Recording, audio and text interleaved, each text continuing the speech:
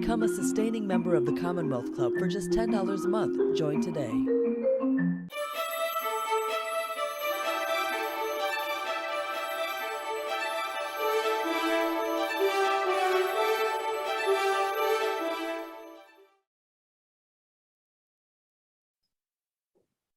Good morning and welcome to today's meeting of the Commonwealth Club of California. I'm Dr. Karen Philbrick and I'm the Executive Director of the Mineta Transportation Institute at San Jose State University and your chair for today's program. MTI leads two competitively selected multi-university consortia. The Mineta Consortium for Transportation Mobility, funded by the U.S. Department of Transportation, and the California State University Transportation Consortium, which unifies the surface transportation research and workforce development efforts of the 23 campuses that compose the California State University system, the largest four-year public university system in our nation. Today, we are pleased to present the 13th annual Norma Y. Mineta Policy Summit, Mapping the Route to Equitable Road User Charges. This program is presented in partnership with the Commonwealth Club of California and the Mineta Transportation Institute. But before we begin our formal program, I would like to take a moment to recognize and celebrate our founder, the Honorable Norman Y. Mineta, who passed away at the age of 90 on May 3rd of this year. Norm Mineta's life and his history-shaping career began in San Jose. To understand the legacy of this true American hero, it's critically important to understand 6 facts about his life, which was so well lived. As a young boy, Norm and his family were forcibly relocated from San Jose to an internment camp in Wyoming during World War II as a result of their Japanese ancestry. After the war, he returned to San Jose and to San Jose High School, where he was elected president of the student body. As he recalled, he was a Japanese American who had lived in an American prison camp only 4 years earlier, and now his schoolmates were electing him as their student leader. It was a short time for Norm, but for him it felt like a long way from being in the shadow of Heart Mountain. Rather than become bitter, he then chose to serve his country with honor and distinction, serving in the U.S. Army as an intelligence officer towards the end of the Korean War, before returning home to serve in the San Jose City Council, and then as our mayor, becoming the first Asian American elected to be a mayor of a major metropolitan city in our nation. He then served as a member of the U.S. Congress for 2 decades before being tapped to serve as a cabinet member in 2 presidential administrations, first as Secretary of Commerce by President Clinton, then as Secretary of Transportation by President George W. Bush. His accomplishments are significant and varied, but include such things as his work on the Civil Rights Act as a key author of the Civil Liberties Act of 1988, which offered Japanese Americans an official apology for the injustices they suffered during World War II. And as Secretary of Transportation, when the horrific terrorist attacks of 2011 occurred, he took the unprecedented step of grounding all flights and later created the Transportation Security Administration, the largest mobilization of a new federal agency since World War II. Very, very importantly to the Institute, Secretary Mineta was a tireless champion of our students, encouraging them to consider careers in transportation and public service. He consistently and with enthusiasm supported the San Jose State University campus through his founding of the Mineta Transportation Institute in 1991 through the last months of his life, enthusiastically supporting our Garrett Morgan Sustainable Transportation Competition for middle school students and our Masters of Science in Transportation Management. For his lifetime of exemplary service, he has received the highest honors, including the Presidential Medal of Freedom, awarded by President Bush, and the Japan Medal, awarded by the Emperor of Japan. In 2001, the San Jose City Council renamed our airport the Norman Y. Mineta International Airport in honor of his service and his years of dedication to our country. There will be 2 memorial services that are open to the public honoring his life and legacy. The first is on June 11th at 10:30 a.m. in Washington, D.C. at the National United Methodist Church. Here at home, we will honor him on June 16th at 10:30 a.m. at the Civic Auditorium. May our founder rest in peace, and may we continue to honor his legacy in all that we do. One moment, please. Now we turn to today's program, where we will consider equity and road user charges in 3 exciting parts. First, I'm pleased to introduce a very special guest, Congressman Peter DeFazio, Chair of the House Transportation and Infrastructure Committee for the 117th Congress. He's joining us for a fireside chat. And at the end of that discussion, we will hear from the Honorable Polly Trottenberg, Deputy Secretary of the U.S. Department of Transportation, who will deliver a keynote address and take questions until 11:10 a.m. Pacific. At that time, we'll turn to our panel of experts who will expand on the topics that we've discussed earlier in the program. I'm now pleased and very excited to introduce Congressman Peter DeFazio. He has represented Oregon's 4th congressional district for over 35 years, and he will retire at the end of his current term. He is known as an independent, passionate, and effective lawmaker. He's led such policy initiatives as healthcare for veterans, sustainable forest management, clean drinking water, and very importantly, transportation. In the realm of transportation, in fact, he's respected as one of the foremost experts in Congress. He served on the House Transportation and Infrastructure Committee throughout his tenure, and for many of those years, he served as chair or ranking member of 4 of the 6 subcommittees, including aviation, Coast Guard maritime transportation, highways and transit, and water resources and environment.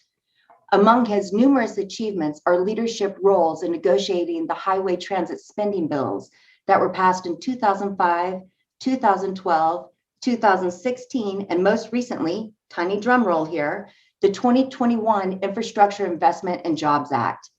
In each of these bills, Congressman DeFazio has pushed relentlessly for funding to keep our aging infrastructure in a state of good repair, to tackle transportation's role in climate change, and funding to support multimodal transportation. Particularly relevant to today's discussion, the Congressman has also been one of the only policymakers to advocate for raising motor fuel taxes so that transportation users themselves will fund federal transportation spending. Welcome, Congressman DeFazio. We're so delighted you can join us today. Well, thanks, Karen. And just first, a word about Norm. Norm was chair of aviation when I came to the committee, and then later when we did IST, and I'll get to talking about how revolutionary that was in a moment.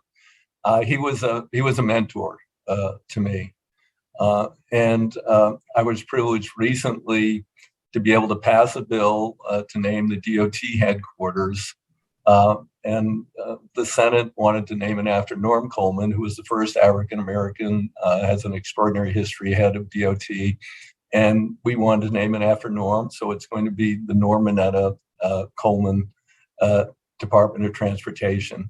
And I talked to Norm just after the bill passed. You know, he sounded great, and he said he was really looking forward to coming to the dedication. I'm sad he didn't make it to the dedication, but at least he knows that we gave him a long overdue honor as a historic cabinet member and 2-time Secretary of Transportation under both the Democrats and Republicans. So, in his memory, this is this is ongoing. He started the evolution of transportation policy, and that's where I'll start. Was the first major bill, well, really major bill on surface when I came in was called ISTEA, and that bill was a landmark shift.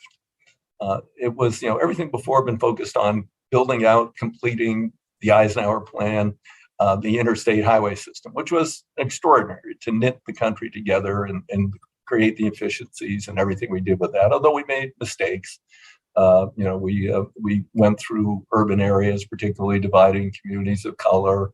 We ignored for many years options other than trucks and single occupancy mass vehicles. And so with IST, we began to look back and say, well, that was fabulous, but we've got to move beyond that. And what Norm introduced, which was at the time revolutionary, was wait a minute, we're going to have a strong emphasis on multimodal in this bill. We're going to have a significant set aside for transit, something that hadn't set before, and that was controversial. I mean, the Highway Users Alliance said, "Wait a minute, it's our gas tax money," but Norm would say, "Well, yeah, but if there are fewer cars on the road, you're going to get around more easily, and people will be on transit." So this we got it done, but at the time it was considered like, no, this isn't. We just want to keep doing the Eisenhower plan. He's like, no, it's time to move on, and also included, in addition to transit, rail, and it had the first ever title on cycling and pedestrian in a national surface transportation bill. Actually, at the time, Joe Kennedy and I, young guys, we had a plan. We called it $1 billion for bikes. We were going to say, we're going to get $1 billion for bikes. And at that time, my colleagues were like, bikes are toys for kids. And then I said, no, I was a bike mechanic. This is a viable form of transportation.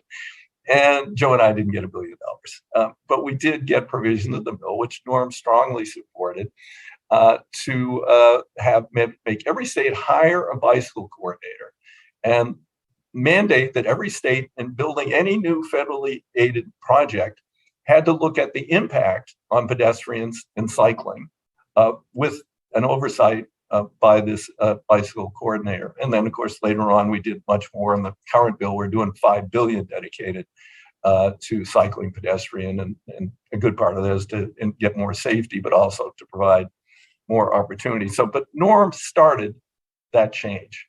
And that was, I just can't say how critical that was. And following in his footsteps, I wrote a bill called Invest, which we passed in the last Congress, which would have been a 21st century transportation bill. It wouldn't have been Eisenhower 8.0. And it would deal with many of the issues that confront us today. Carbon, our largest source of carbon pollution is surface transportation. The equity issues we have, there are transit deserts out there. There are communities that have been divided by the interstate system. That Joe Biden went down to the Skyway down in New Orleans and said, this thing is aged out. It's got to be rebuilt or come down. And we're going to take it down, and we're going to go back to boulevards and things. We'll still get throughput, but we're going to rejoin these communities. So we're beginning to say, okay, we're kind of tiptoeing into the post-Eisenhower highway oriented era. My bill would have kicked us into that big time. And I had something that was really key called Fix It First. Before you build more stuff, fix what you have. And before you enhance capacity, look and see if there are alternatives, inspired by the state of Virginia, who decided instead of 2 more lanes of 95 and it costed $12 billion, would take 10 years and be just as congested, that they would build a new rail line, working with CSX, a new bridge over the Potomac River, and connect DC and Richmond for half the cost, and mitigating pollution and congestion. So that would have been a principle in my bill. Unfortunately, the Senate couldn't accept that, but Pete Buttigieg did guidance on that, and saying, well, this is one of the things we're going to look at, particularly when we score grants. Are you doing these things? And of course, the ranking member, Shelley Moore Capito, on Carper's committee over there, held up indignantly some language and pointed to it. She said, "This is from DeFazio's bill. This is Fix It First. You're doing guidance on this. Why are you doing that?" And Pete says, "Ma'am, it's good policy." So that was kind of the end of that. So the administration is looking as much as possible to grab the flexibility in this bill. There is money for electrification. There is $5 billion dedicated into cycling, pedestrian. There is money dedicated for complete streets. And there's $100 billion more discretionary money, which they will rank on equity and other issues as they disperse those funds. So this will be, and in addition to the record amount of money for rail. Not as much as I wanted, but record amount of money for transit. Not quite as much as I wanted, but record. And they put in a little more into highways and bridges, but hey, we can use it. We've got 41,000 bridges need substantial repair or replacement on the national highway system. And it does have money passed down more to local jurisdictions that will have some pass-throughs down to deal with bridges off national highway system that need work. it's a transformative bill, and this is really, really critical. Approaching it was the whole issue of how we're going to pay for it. And, there's a lot of reluctance. Last time we raised the gas tax was led by Bud Schuster, rolling Newt Gingrich, and working with the Democrats in 1993 under the Clinton administration. We haven't done it since. We should have indexed it then. We didn't. And cars are becoming more efficient. We're getting EVs. And, but I held a couple of hearings on the cost of doing nothing. And the cost of doing nothing far exceed, what we would have to ask of the American people to simply, make this a better system. So we put pilots in. We've done pilots in the last bill. We're doing more robust pilots here. We will have a national pilot for vehicle miles traveled. We have to look beyond the gas and diesel tax, even if we could raise them now as an interim measure, which I've tried. Penny for progress, barrel tax, that could create a lot of money in interim basis. Instead, we backfilled the trust fund with general fund 118 billion, and we put another 300 billion of general fund money. But come next reauthorization in 5 years, will that money be there? So we have to move toward a sustainable way to fund it. And in my mind, it will be vehicle miles traveled.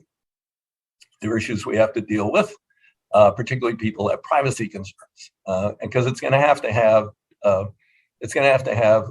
both. It's going to have congestion pricing if you're going to have equity and fairness. You can't charge a rancher way out in Eastern Oregon who has to drive 30 miles to the feed store the same per mile charge as someone who has transit options and jumps on 205 in Portland at rush hour and adds to the congestion. So that means, well, we're going to know where you are and where you were and when you were. And people say, oh my God, I don't want the government doing that. Although, your iPhone is transmitting that to private vendors all the time. They don't seem so concerned about that. But we've got to work these things through with pilots to get public acceptance. So we're going to do a lot more robust pilots in this bill, including a nationwide pilot on that. The second step, which I'd love to go to, and I've had discussions that, we could see, would be a weight mile tax. Oregon has one. And that estimates the impact of the vehicle on the infrastructure. Obviously, heavy trucks, more impact. And my first two reauthorizations in the committee, the industry came at me head on. Oregon, we're going to kill Oregon's weight mile tax. And now they've come to accept it because they used to have to stop and do that. Now it is electronically recorded and collected, no paper keeping, and our diesel prices are lower than in other states. But they're paying an equitable share. I think we could possibly move the industry in that direction again in 5 years when we do another reauthorization, and other things that we're going to have to experiment with. So we're encouraging a broad range of experimentation by the states as we go through this bill. Chair DeFazio, may we please dig a bit deeper into something you just said? I'd like to talk about equity in a different context and coupling on to what you said about perhaps a highway cost allocation study. I know this is something you've been calling for. Can you tell us a bit about that and the reason behind the need for that study? Well, again, it's, vehicles in terms of their configuration, and for heavy vehicles, configuration is actually more important than gross weight. We can look at the impact of every configuration of vehicle, weight of vehicle on the national highway system, and calculate, what are they adding to wear and tear, or even in smaller examples like in Oregon, if you want studded snow tires, you have to pay a fee when you buy the studded snow tires because of the estimated impact you will put on the roads with those studs. So looking at all of the things that cause wear and tear on the system, and then attributing those costs back to the vehicles or individuals who are causing those costs would be the fairest and most equitable way to get to a funding formula in the future. And the other thing you just mentioned, equity. The other thing about equity is, everybody pays the same flat gas tax. It happens that, I mean, a lot of lower income people can't afford newer, more efficient or very efficient or hybrid or even electric vehicles. So again, we've got to look at all of these things in terms of equity and future funding.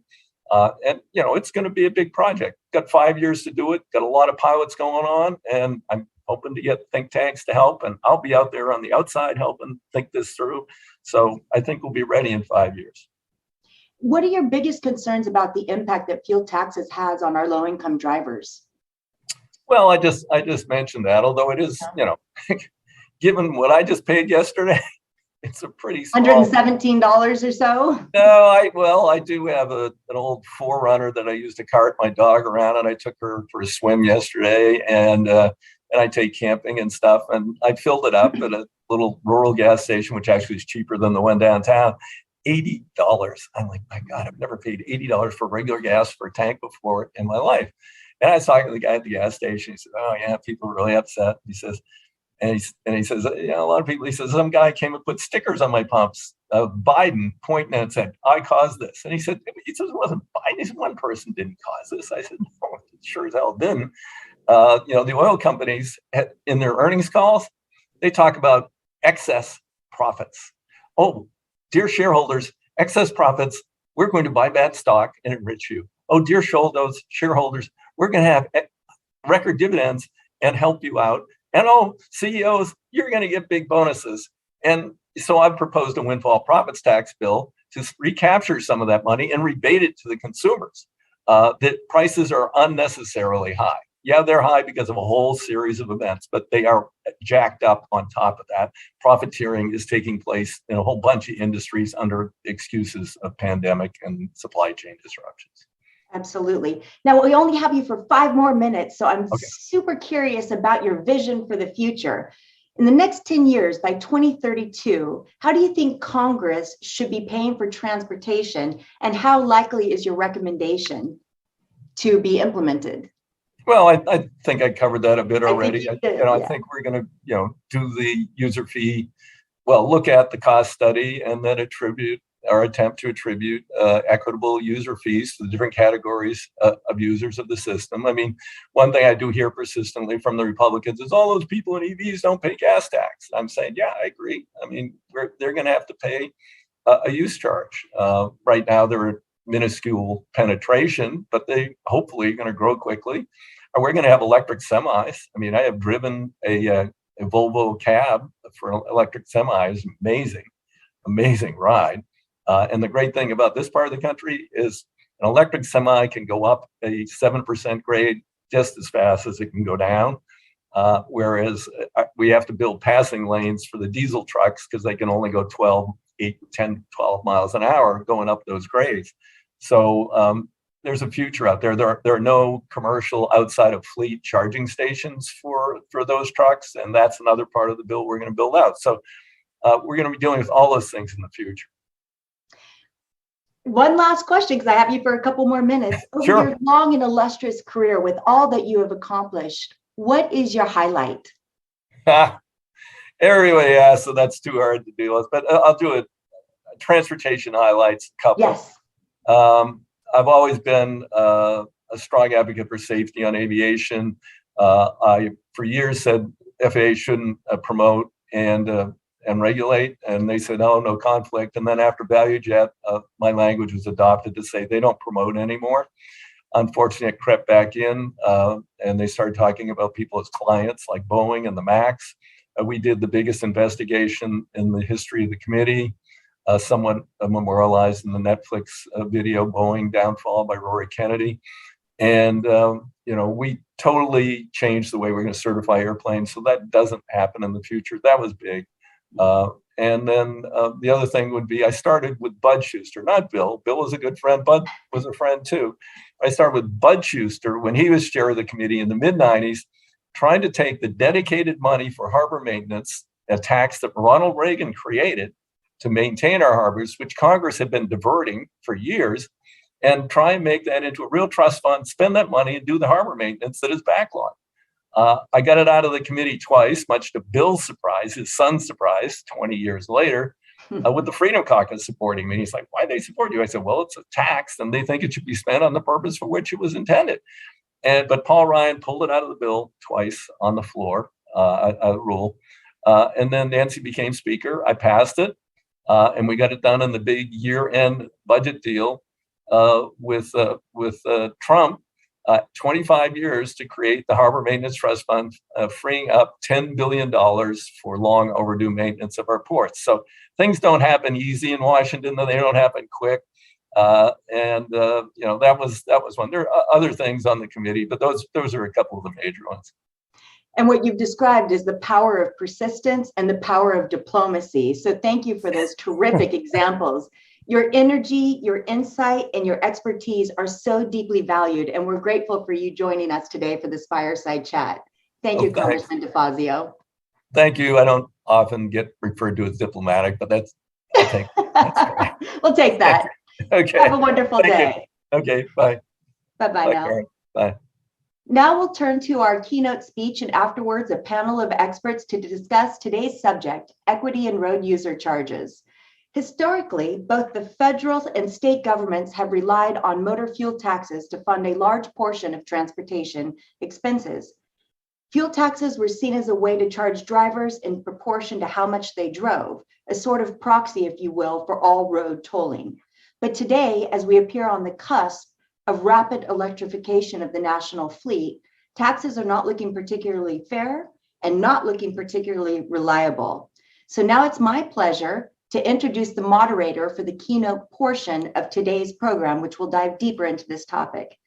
Mr. Jeff Morales will moderate. Jeff is the managing principal of InfraStrategies and the vice chair of the Mineta Transportation Institute Board of Trustees.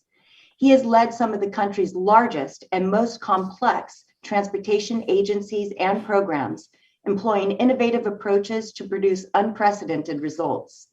He has successfully navigated challenges at the federal, state, and local levels, and has also worked in the private sector. In the public sector, he served as the director of Caltrans, as well as the CEO of the California High-Speed Rail Authority. And while in the private sector, very important to today's discussion, Jeff has worked with agencies around the country to develop and advance major capital programs, including working with Los Angeles to oversee the development and implementation of the first ever congestion pricing program on the most heavily congested routes in our country. Jeff, please take it away. Great, thank you, Karen. And in turn, it is my great pleasure to introduce our keynote speaker and a very good friend of mine, Polly Trottenberg. Polly is the Deputy Secretary at USDOT, and there is the number 2 official in the department and is the Chief Operating Officer of the department. She supports Secretary Buttigieg in providing leadership and strategic vision for the Transportation Department. Polly has worked for over 25 years at all levels of government, including most recently as New York City's Transportation Commissioner, where she helped implement the city's landmark Vision Zero program. Polly also served in the Obama administration as the Assistant Secretary and then Undersecretary for Policy at USDOT. Earlier in her career, she spent time in the US Senate, as did I, and that's where we first met, where she served Senators Daniel Patrick Moynihan, Majority Leader Chuck Schumer, and Senator Barbara Boxer. So Polly, thank you so much for being here with us, and welcome. Thank you. Thanks so much, Jeff. And thanks to the Mineta Institute for having me. Thank you, Karen, Dr. Philbrick, Dr. Asha Weinstein Agrawal, and everyone at MTI who made today possible. It is an honor to be here on behalf of the Biden-Harris administration, on behalf of Secretary Pete Buttigieg, and I'm speaking to you live from the Mineta Coleman building. I want to say a special thank also to Jeff, my old friend, for his great moderation, and look forward to hearing from the amazing panelists you all have today. And I just want to take a minute, of course, to offer my thanks to Chairman Peter DeFazio. He has been a tremendous leader, a powerful voice for a safer, cleaner, and more equitable transportation system. And we are so fortunate today. We are at a transformational moment in our transportation history, and we wouldn't have gotten there without his leadership. The Biden administration is certainly grateful to him. We look forward to continuing to work with him. And I will say personally, Congress needs more like him. Before I begin, I also just want to acknowledge Karen's beautiful tribute to Secretary Mineta and just add a few words of my own. He was such an incredible force in transportation. I had the honor of getting to work with him here in Washington and out in California. And I especially want to acknowledge how much I think he touched the lives of so many men and women in our field, many of whom have now gone on to have incredible leadership roles on their own. So in honoring his legacy, let's come back today to the Mineta Institute. And it's fun. I actually realized that I think I last spoke to the Mineta Institute 11 years ago in San Francisco when I was previously at USDOT. And we talked about the topic which remains a hardy perennial, which is how do we fund transportation? And this time last year, Secretary Buttigieg spoke at the Mineta Institute. He talked about what was then the Biden administration's vision for infrastructure legislation, which was at that time still being negotiated by Congress. And the secretary particularly talked about how that legislation, among other things, would help tackle climate change and create jobs in new industries by building out a national EV charging network. So today, I get to proudly talk about the implementation of that legislation, now 6-month-old, and known as the Bipartisan Infrastructure Law, and how it's going to help us address so many of the urgent transportation challenges we face today, of course, including climate change and equity. And at a time, as Chairman DeFazio mentioned, when transportation is the largest contributor of greenhouse gas emissions in the US, the Bipartisan Infrastructure Law is going to make dramatic investments, as he mentioned, in transit and passenger rail, in building out that EV charging network, in focusing on carbon reduction and resiliency strategies. And at a time when tragically just last year, we saw almost 43,000 lives lost on our nation's roadways, which is actually an increase of 10% from the previous year, the highest annual increase we've ever seen. The bill is going to invest in a roadway safe systems approach, which means roadway design, including particularly a focus on the most vulnerable users, cyclists, pedestrians, roadway workers, focusing on roadway vehicle and safety designs and on other safety measures. And at a time when our economy is unfortunately still feeling the effects of COVID, and so many American families and businesses are facing rising costs, the chairman mentioned gas prices, the bill is going to invest in ports, railways, and more to grow our economy, strengthen our supply chain, and reduce costs and delays. And of course, at a time when we are still grappling with our nation's legacy of systematic racial discrimination, the bill makes historic investments in transportation equity. So these areas, climate, safety, equity, and economic strength, are the values that are guiding us in the Biden administration at USDOT as we work to implement every aspect of this historic law, including our work on roadway pricing, which is today's main topic. As we all know, current roadway pricing in the US is still fairly limited, mainly focused on highway tolls and parking fees. However, we are seeing, I think, some more experimentation around the country. Certainly, the chairman's state of Oregon has done a lot, and where I just came from in New York, hopefully they are on the cusp of implementing urban congestion pricing, which has been very successful internationally and has really delivered positive outcomes for equity, for climate, for safety, and for the economy. As this audience knows, if New York succeeds, we'll be the first big city in the US to do so. And as someone who actually got to be there for the initial legislative work at the state and local level and for some of the early implementation work, I think there are a lot of interesting and exciting lessons we can learn from New York. And we think, look, if we can do the increased use of fees on our roadways, especially if congestion pricing can be adopted more broadly in American cities, we do want to make sure that we at USDOT at the federal level are taking a consistent policy approach that is rooted in equity. But today's topic is a very timely one. And we know when it comes to roadway pricing, there are two sides of the equation to consider, both the cost and the benefits. As we all know, costs matter most for those with low incomes, who often pay a much higher percentage of their income for transportation just to get to work, take the kids to school, get to the grocery store. And as we know, many low-income communities do not have access to affordable, reliable public transportation.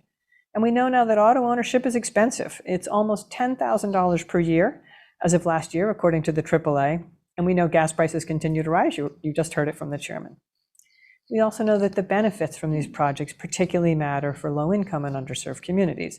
They can benefit tremendously from new revenues invested in better transportation options, particularly accessible, affordable public transportation and biking and walking. Those communities and all who share roads can also benefit from faster, more reliable travel times, increased safety, and reduced emissions. So if we want to make sure our tolling policies are rooted in equity, we need to balance both sides of that equation. And if we want to use tolling as a means of generating revenue, we must provide safe, affordable, and reliable transportation options to enable people to get out of their cars. If we get this right, the peoples and communities that need it most should be able to enjoy the benefits of these tolling projects without having to bear an undue cost. And that's why DOT, including particularly the Federal Highway Administration and the Federal Transit Administration, are working to develop best practices and a consistent policy approach that will balance both sides of the equation. And we'll be doing so in consultation and close work with local communities, with practitioners, as the Congressman mentioned, with experts all over the country. The bipartisan infrastructure law, in addition to its many transformative investments in roads, bridges, rail, transit, ports, and airports, does lay the groundwork, as the Congressman mentioned, for a new approach to roadway pricing. Now, crucially, the bill did not remove the general prohibition on imposing tolls on roads that receive federal funding, like interstates. But the bill does make important updates to the Surface Transportation System Funding Alternatives Grant Program. These programs are a bit of a mouthful, now called the Strategic Innovation for Revenue Collection Program, that will increase its focus on road usage fees so we can learn more about data privacy, administrative cost, operational cost, and implementation. Through this program, the Federal Highway Administration will continue to fund pilot projects at the state, regional, and now local levels to test the feasibility of a road usage fee and other user-based revenue collection methods. DOT will also conduct a national motor vehicle per mile user fee pilot program. Again, a bit of a mouthful. This is one the Congressman talked about, to test the design, implementation, and financial sustainability of such a fee. The pilot program will rely on volunteer passenger vehicles and commercial motor vehicle owners from across the country, and will test a variety of methods to protect privacy of participants and track motor vehicle miles traveled. This will be a complex endeavor, and DOT will be seeking assistance from the Treasury Department and from a Federal System Funding Alternative Advisory Board to develop policies and procedures for the national pilot. DOT will soon be soliciting membership for that advisory board through the Federal Register, and I know there are many, perhaps experts on this call today. If you're interested, please keep an eye out and be sure to apply. And we hear that the chairman has offered to continue to help us with this endeavor, and we hope we'll get to work with him as well. The bipartisan infrastructure law also established funding eligibilities for congestion pricing in two new funding programs. The Congestion Relief Program, which is $250 million over 5 years. Through that, DOT will be able to provide grants to states, MPOs, and local governments to advance innovative, integrated, and multimodal solutions to congestion release. These grants can also be used for the pricing of parking and roadways without undergoing otherwise pretty complicated federal requirements. States may also use their Carbon Reduction Program funding, which is $6.4 billion over 5 years, to also implement congestion pricing without some of those complicated federal rules.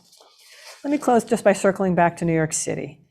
We hope the city is on the verge of adopting a congestion pricing model, and they're working closely right now with Federal Highways to review the environmental and social impacts of the proposal. We know that it's important at the federal level that we get it right with New York so that it can potentially serve as a model for other cities around the US. And I can just tell you, as someone who experienced it from the state and local level, it was an incredibly challenging and interesting and important political process that brought all levels of government together in New York to put forward, I think, a very interesting and exciting congestion pricing proposal. So the work is complicated and can be painstaking, but it is also incredibly exciting. We have a lot of challenges still to solve, but we have some incredible opportunities, as you heard today from the chairman. And I have to say, thanks to the infrastructure law that he helped champion and design, this is going to be one of the most exciting and impactful times to be involved in transportation, I think, in many of our lifetimes. We're really looking forward at USDOT to the opportunities that this presents for the traveling public, for our economy, for all Americans. So with that, thank you, Jeff. I'll turn it back to you and look forward to questions. Great. Polly, thank you for all that, and congratulations on getting through the acronyms. You've obviously practiced a lot. I did an okay job on the acronyms. Good. Not too bad. You talked about New York and the experience that you had there, and that program is now moving forward again after having been put on hold in the previous administration.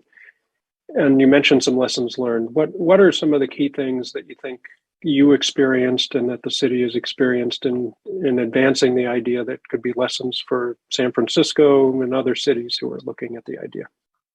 Yeah, and I think, thanks for that question, Jeff. And it very much gets to where I sort of started my remarks, which is looking particularly at the benefits. In New York, there was a tremendous focus on the need to invest in our transit system. And look, New York is unique among most American cities. The majority of New Yorkers travel by mass transit. So anytime you are investing in that system, you are benefiting a broad swath of the city's residents, and particularly low-income New Yorkers, people of color, seniors, people with disabilities. So the equity arguments were particularly powerful for doing congestion pricing in New York. I will say, though, it took some pretty extraordinary political negotiating in New York. I think a lot of you know it can be a fractious political climate, but one that actually brought together, at that time, different players today, but the mayor, the governor, the state legislature, advocates, local elected officials in New York City. It was, I think, a tremendous political effort. And, look, we may all have our opinions about the former Governor Cuomo, but I think he did do a really good job of bringing a sense of urgency to the equation. And, now New York is working through the federal process, and that brings its own complexities. And again, I think we're really hoping, as we help New York work through some of those environmental questions, that those lessons learned will, Jeff, you mentioned San Francisco or other cities, that they will benefit from the process that New York is currently going through. And you mentioned also some of the international examples, and very successful programs in London, Stockholm, Singapore, elsewhere. Did you draw any lessons from those cities? And do you think there are applicability from because they've actually had operating systems there? Absolutely. For years now. Drew a lot of lessons and got to visit with our counterparts in London and Stockholm. I personally didn't get to Singapore, but other of our experts in New York did. And one, we sort of learned about, I think, the sort of the technological ways you can do it, and some of the issues that were just remarked upon, privacy and other things, how you make sure you get the technology well, but also how you do think through who you're charging, who you're exempting, how much you charge, whether you use variable tolls. And, both of those cities, particularly London and Stockholm that I'm more familiar with, have grappled with all those issues over the years. Well, it was interesting when we first sat down with the Stockholm experts, they said to us, we felt very important that we make congestion pricing about congestion, that we are appealing to, particularly in the Scandinavian context, in people who have environmental interests, because we're going to talk about reducing vehicle emissions, and that we're appealing to people who, were willing to pay more to spend less time in traffic. And at least in the Scandinavian context, they didn't focus a lot on where the money was going to go and what they were going to invest the dollars in. I think in London, there was more of a sense of we're going to be investing these dollars, particularly in the bus system. There was also a real observation in London that they noticed a real improvement in roadway safety. As I mentioned in my remarks, at a time when in the US we're seeing record numbers of roadway fatalities, is so tragic. That was another benefit they saw in London. So we drew some lessons from them, but in the New York context, let's be clear, the driving political motivation that people rallied around was that we could make deep investments in the transit system there, which again is so broadly used by such a large proportion of New Yorkers. Yeah, I had the opportunity to work in London when the charge was being implemented and worked at Transport for London. And that was the story that didn't get told as much, was the massive investment that they made in the expansion of the bus system and also in the tube, so that the fee didn't become just punitive. You gave people a choice, right? So that they had an alternative to driving if they wanted one. And that ties to the infrastructure bill, certainly, which, the massive investments now that can be made in transit so that people can have an alternative. And I am proud to say, I think the timing has actually turned out to be very favorable with that, because that was part of the driving factor in New York a few years ago when this passed the legislature, was an urgent need for investments in the transit system and less of an ability, as they had in London, to do a lot of investments ahead of time. But yes, the bipartisan infrastructure law is going to help New York. And look, cities all over the country get to work right now in expanding and improving and strengthening their transit systems. And I think that will make it easier if we're asking people potentially to pay more behind the wheel, to be offering them safe and affordable and reliable alternatives. So in terms of funding, the gas tax has been the foundation of the surface transportation system for 70 years now, right? And we now have two things at pretty much at direct odds with each other. The very sound policy push for electric vehicles, which your department and the administration is pushing very hard, but of course then the inability so far to tackle the other side of it, which is what do you do to replace those revenues? So how much does the need to move to electric vehicles accelerate the need to figure out alternative funding sources? I mean, I think, Jeff, and it's funny, as I say, I kind of watched my 11 years ago self speaking to the Mineta Transportation Institute about this very issue and basically sort of got the same question. Right. And I'm sort of going to give the same answer, I think, which is we are well on the way from, for better or for worse, transitioning away from a system that is paid for with gas taxes. You heard it from Chairman DeFazio. We are, now the largest majority of our surface transportation program is paid for with general funds. And, whether it's, we may all agree with the policy or not, it is the way Congress has trended now for over 10 years. And, it is potentially the way we're going to continue to trend. I think part of all this experimentation that we're going to be doing with obviously these user fee pilots and the things that are there in the bill will give us a chance to look at some other models, whether there might be other user pays ways of raising revenue, that could involve electric vehicles or other things we could do. But I think in the long run, we've sort of voted with our feet, so to speak, that we are going to be using a fair amount of general funds to fund our surface transportation programs for the foreseeable future. Chairman DeFazio mentioned privacy as an issue, and I know that's something you're focused on, and people raise the concerns about privacy when it comes to vehicle miles traveled and how you monitor that. What is the department doing to look at that question, and how real an issue do you think it is? Yeah, and luckily we have a lot of examples, and I certainly got to work on some of this while I was commissioner in New York. There are a lot of ways you can collect this data and anonymize it. We do it with E-ZPass. We do it in some cities like New York when we're looking at what Uber and Lyft are doing. So I think the sort of the technological solutions have gotten very, very good. It is a real issue, and of course we want to make sure that privacy isn't compromised, that we're not gathering this data, that if we're using it for analysis purposes, that we're anonymizing it. But there are many, many examples all around the country of where we are doing this already. And look, as the chairman pointed out, those of us who have cell phones, which is most of us now, we are being tracked. I think understandably where people start to feel anxiety is they want to make sure that government isn't tracking you for unintended purposes. And I think we can build a lot of safeguards into the system. Again, there are a lot of cities and other places that are already have those systems up and running, and I think they've proved very successful. Yeah, it is a little ironic when you look at Instagram and Facebook and everything else that people put their lives out there. You are being watched already. already. Right, yeah. In the existing system under the gas tax, truckers are treated differently than and diesel fuel is treated differently, recognizing the impact that trucks put on the road. How are you looking at trucks versus passenger automobiles, and what sort of reaction or engagement do you have with the trucking industry on this whole approach? Yeah, and let me take a step back on that very question to say one thing I think the pandemic has brought home for us all. I think many of us knew before, but it's really brought it home, particularly for the American public, is how much we rely upon the trucking sector and how much we rely upon the men and women behind the wheels of those trucks. Boy, we needed them during the pandemic. We needed them to stock our grocery shelves, to bring us those packages, to bring medicine and masks and all the things we needed. And, they really performed under difficult circumstances the past couple of years. So I will just say, in the Biden administration at USDOT, and I know this is really true for Secretary Buttigieg, we have tremendous appreciation for the work they've done. And it's not an easy profession, as we all know. And one thing we've been working very closely with the industry on is how do we make those jobs more sustainable, make them better jobs, more highly paid.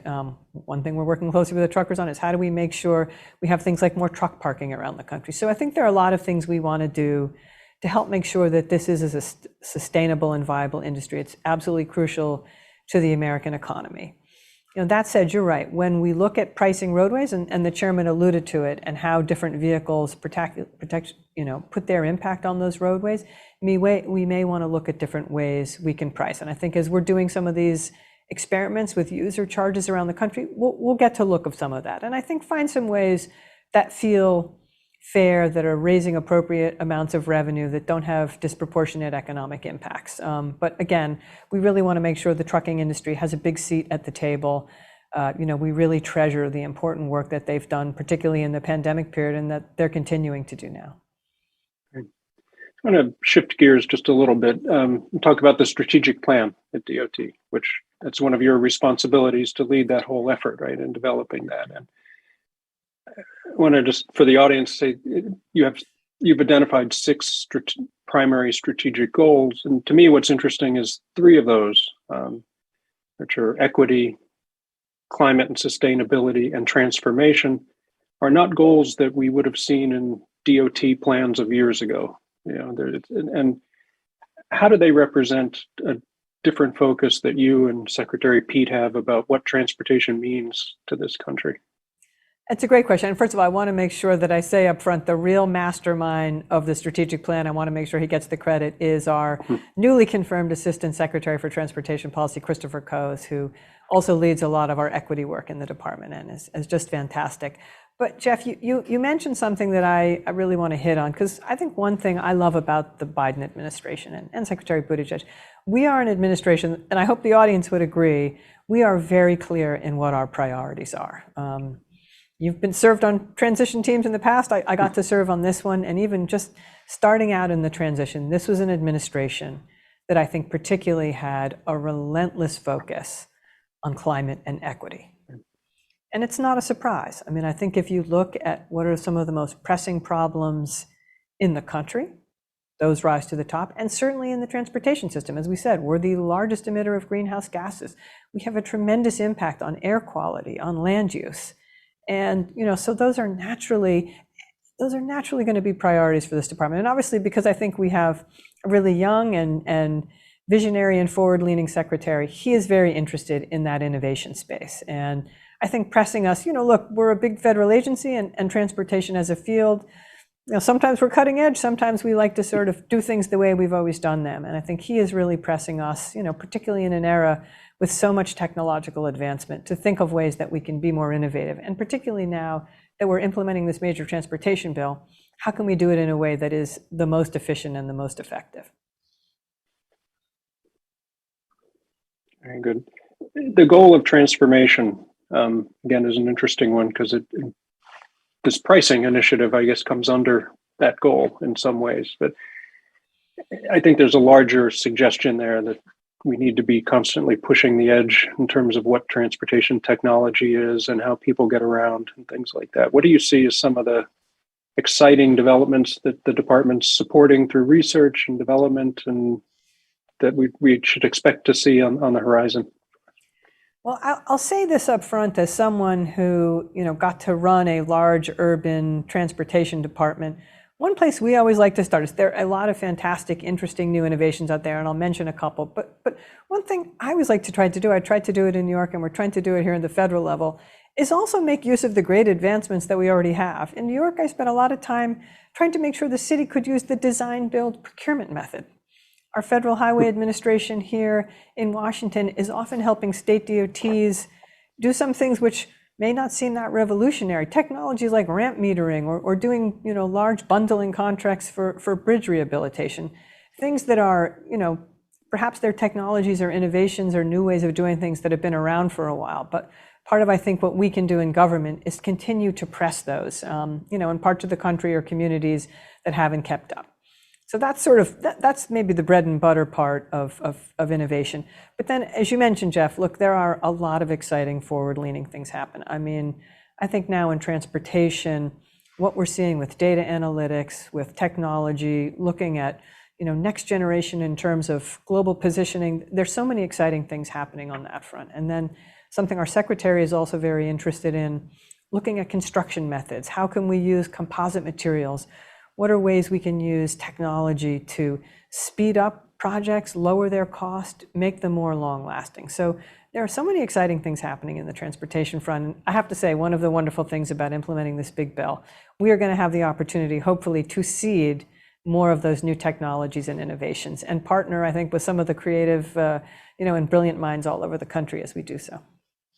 That's great. So, you mentioned earlier about the tolling on the interstate system and the prohibition that continues on that. Is that something you see changing, and are you hearing more states wanting to have that ability? to do it, and should it be on a state by state basis or a more generalized approach? I mean, it's interesting, Jeff. I recall in the Obama administration when we talked about what was our point of view on sort of lifting the prohibition on tolling interstates. And you were very familiar with some of us who were in the administration at that time. We came from a diversity of viewpoints and from all over the country. We never could reach consensus on it. Fast forward to the Biden administration, I'm not sure we've reached consensus yet either. I think short of that, though, again, I think with the pilots that we are going to be, helping to seed through the funding and the programs in the bipartisan infrastructure law, and in what we're starting to see happen locally, all kinds of tolling experiments around the country, New York's efforts on congestion pricing, I'm hoping we will start to see more political momentum build on that front. But I have to say, I don't think the politics have potentially quite gelled on a consensus that we're ready to just kind of let tolling on the interstates happen in an unfettered way.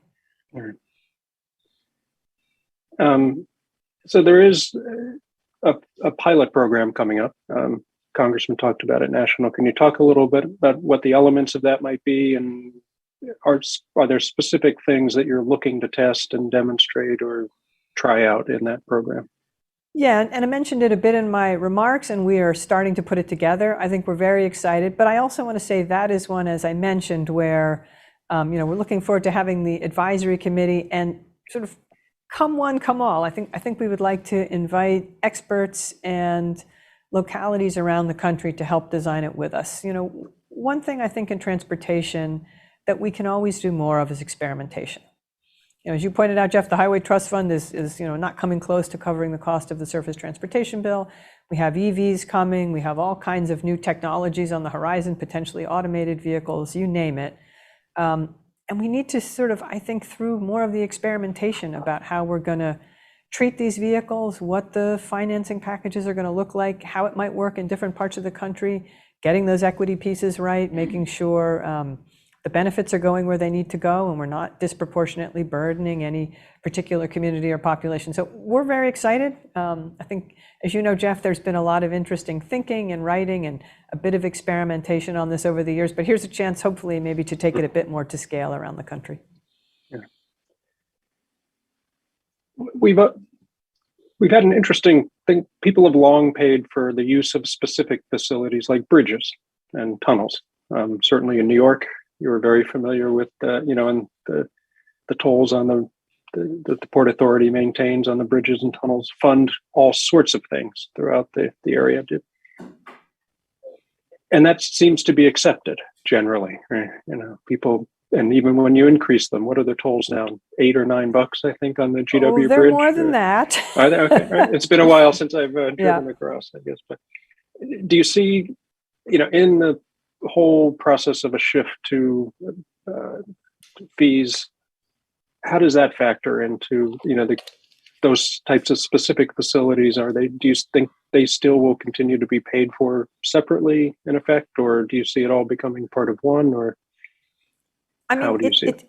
Yeah, it's interesting being back at the national level, seeing the parts of the country, and New York probably takes the lead on that have been willing over the years to toll themselves through various means, through tolling authorities or specific roadway projects to pay for the infrastructure they need. And then, right now, there are parts of the country that are proudly saying, we will never raise a toll.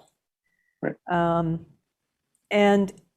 So for me, it's hard to picture. I think we're a ways away from kind of a unified national system. And look, I do think for big cities that need to invest in mass transit systems and move millions of people, and tackle congestion potentially in a big way, tolling is going to be an easier political sell. But that said, it's not that easy a political sell, even in New York. And as you probably know, one of the big debates about New York's congestion pricing plan is heard from the other side of the river, from New Jersey, and the sense that they have, we're already paying these port authorities, which, by the way, I think are up to more like $14 during rush hour. We shouldn't have to pay more on top of that.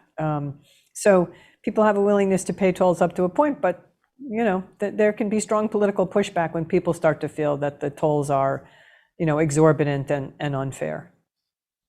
I've seen there's a budding new slogan in New Jersey from politicos to say, just stay in New Jersey, right? That's the way to avoid the congestion charge. Which, I don't know that that's a sound economic policy, but it's the push. I will just I'll editorialize for 1 minute and say it is important that the whole region work together. Obviously, New York City remains a big engine of jobs, but New Jersey and, to some degree, Westchester and other parts north of the city are where housing is being built. It's very hard to build housing in New York City. So the region needs to work together. And I certainly hope they will come together on a congestion pricing scheme that feels fair to all parties. Another little shift here. One of the highest profile projects, certainly in the New York area, but nationally, is the Gateway project and the Hudson Tunnel, which, again, your administration has restarted. And that's a critical link, obviously, and not just for New York and New Jersey, but for the entire Northeast. I think we're looking at a new Transbay crossing here in the Bay Area too, which has Gateway of the West, I believe. Yes, the Gateway of the West. Yes, but could you talk a little bit about how important that is, and again, in the broader sense of what it means to the region, not just as a transportation project? Yeah, and this, Jeff, it has long been in transportation circles a bit of a debate about what constitutes a project. The phrase has been a project of national and regional significance.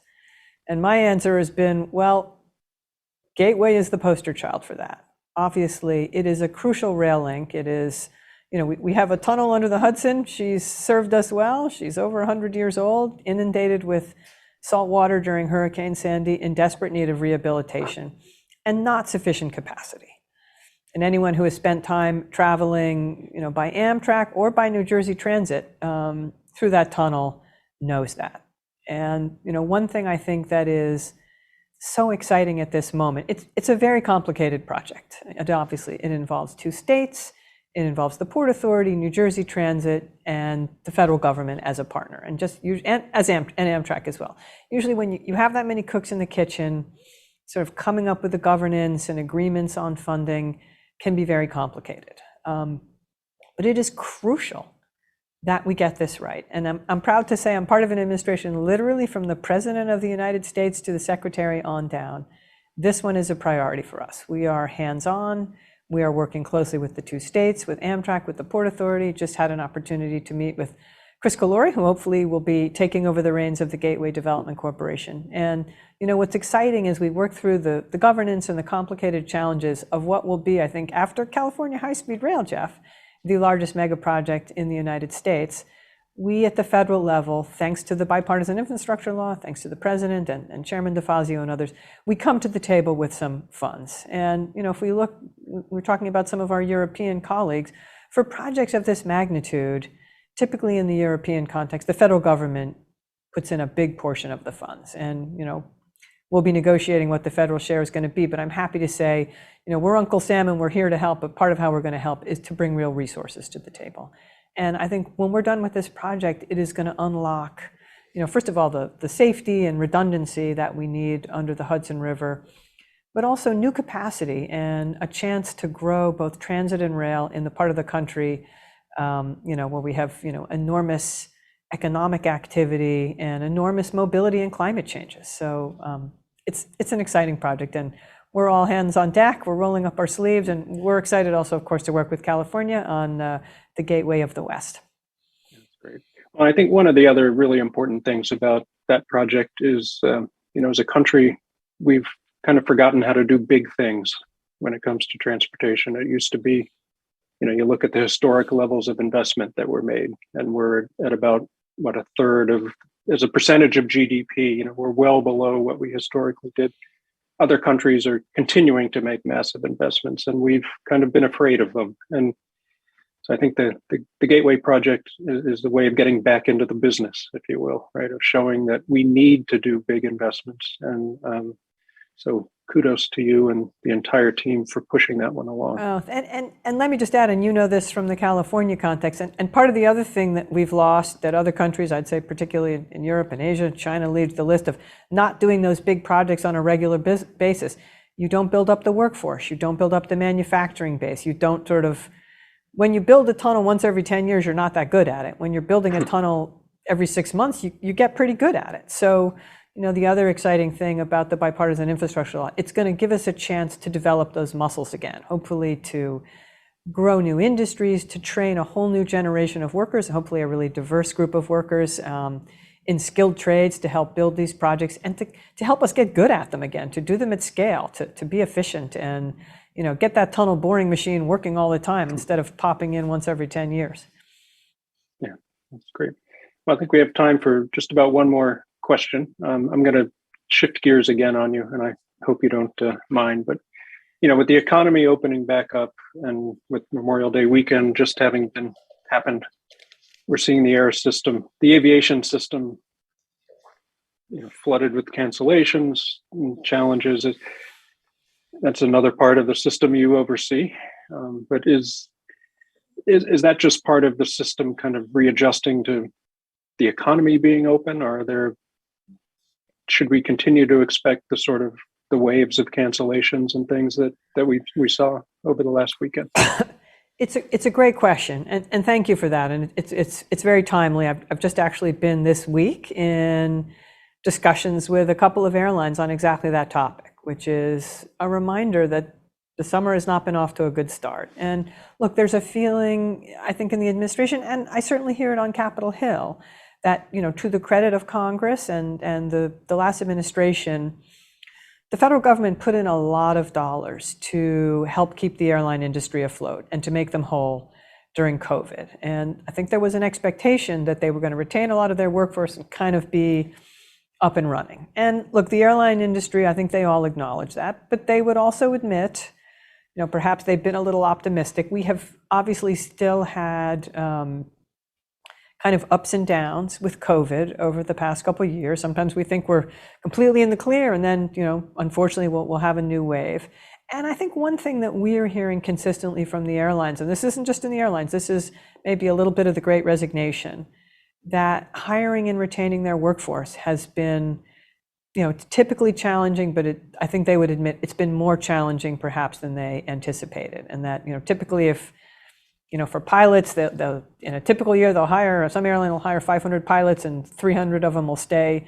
Now they have to hire 800 pilots to get those 300 to stay. So look, it is something that we're all grappling with throughout the entire supply chain and the economy. But I will just say, from USDOT's point of view, we are holding the airlines' feet to the fire and saying we really want to see better customer service, potentially make sure, particularly in the summer as we see thunderstorms and all kinds of weather, that airlines are planning for that, and that we are doing our part, obviously, as the agency that runs the air traffic control system, to make sure we're staffed up and that we're ready for contingencies as well. So look, we all have a role to play in the system. And I think, again, the airlines are pledging they're going to try and do better. We will be keeping an eye on that.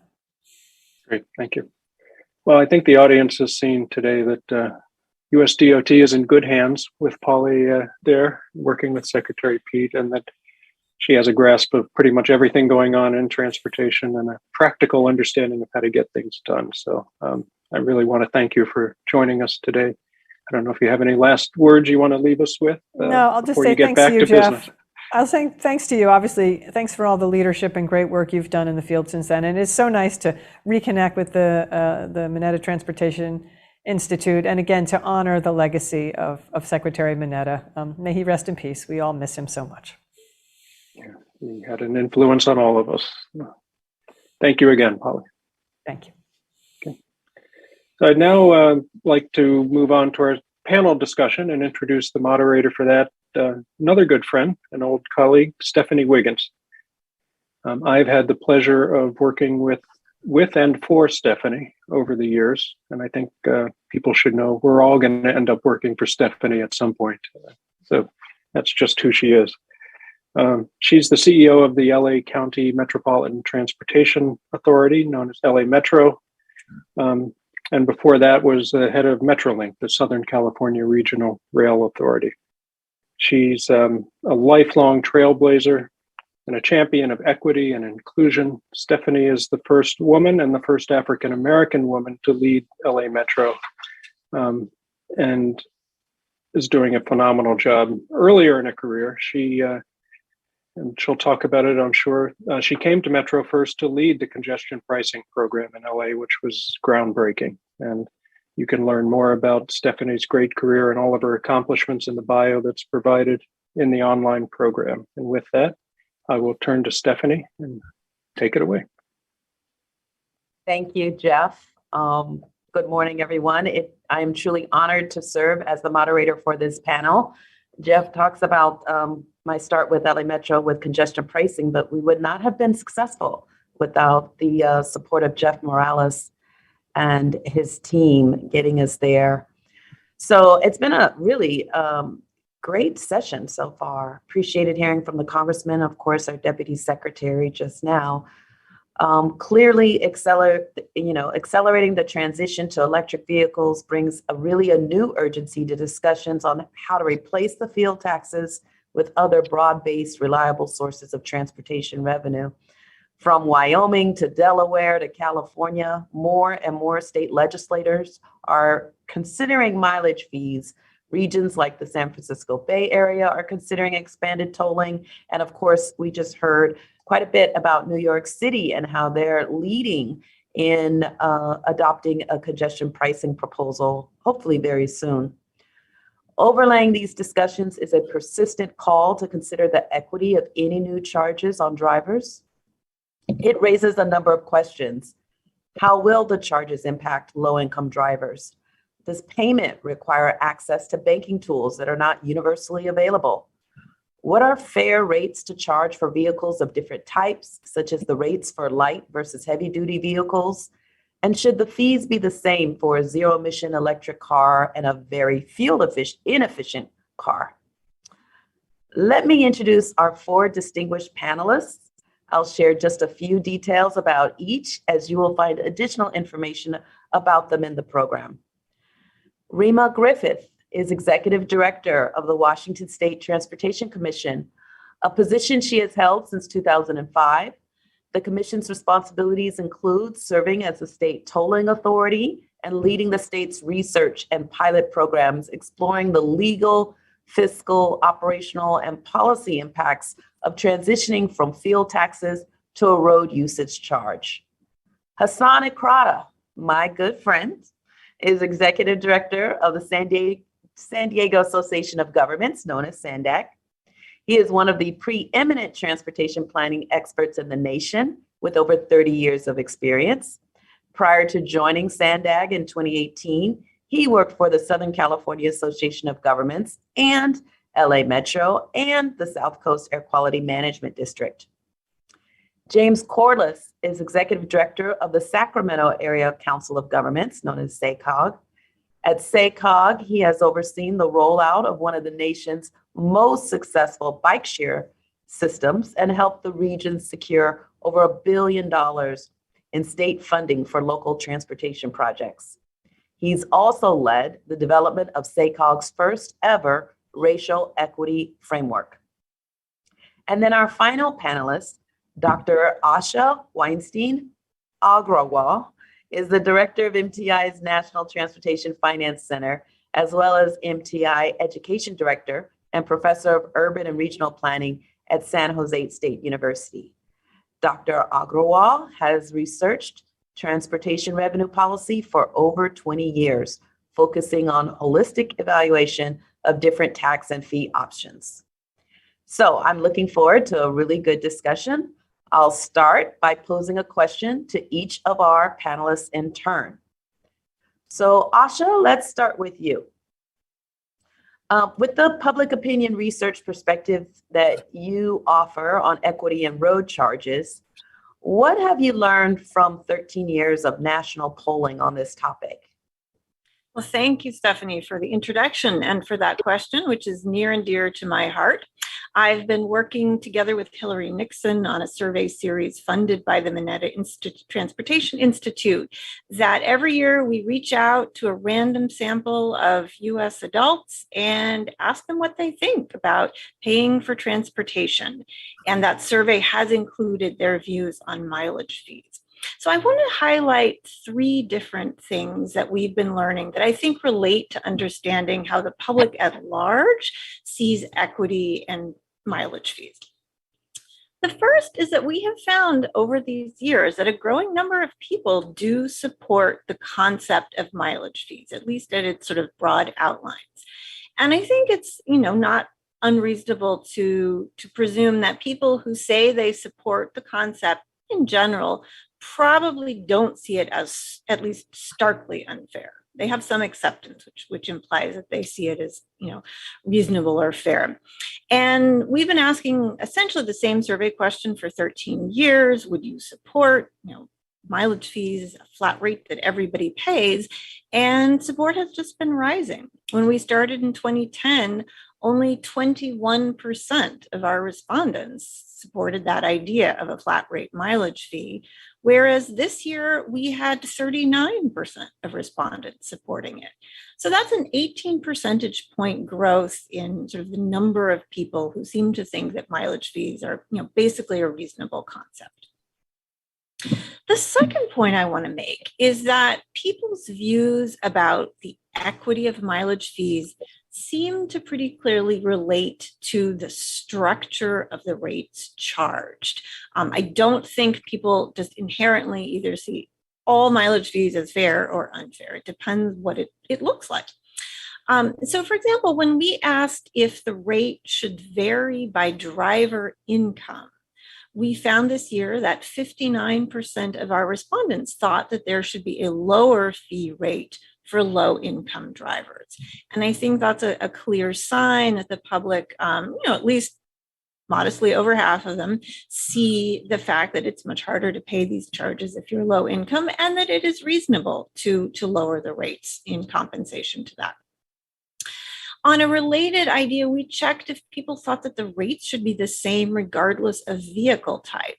And here we'll find that 55% of people thought that drivers of electric vehicles should pay at least somewhat of a lower rate. So again, I think this is showing us that the public does see that there is an equity impact in the sense that, right now, if you have a gas guzzling vehicle, you're going to pay more per mile essentially to drive, and then say in a Prius or a Honda Civic or an electric vehicle. And that, we may want to keep some measure of that as we transition to mileage fees, where if you have a more polluting vehicle, you would pay proportionally a bit more. And then just to wrap up, the third point I'd share is that I think contrary to maybe what a lot of people assume, we don't find that support for mileage fees varies a lot by income. When we ask, do you support mileage fees? Essentially the same percentage of people support it who are in our lowest income groups as who are in our highest income groups. And since, lower income drivers are the ones who, most directly would feel the economic brunt, if they're kind of generally in line with how people in higher income groups see these fees, I think it's important that we consider very carefully what the people who would be most impacted are telling us. And again, they're not particularly different from everybody else. So let me stop there and we can hear from others. Thank you, Asha. In listening to you, I'm reminded of our efforts to deploy our form of congestion pricing in LA. And your work just elevates how important it is to do this research and to make sure that it's inclusive of all voices, because the work and the outcomes that we're hearing as a result of the work you're doing are very informative. So thank you, Asha. Let me turn to James. These days, road pricing often gets described as a transition from fuel taxes to a mileage tax.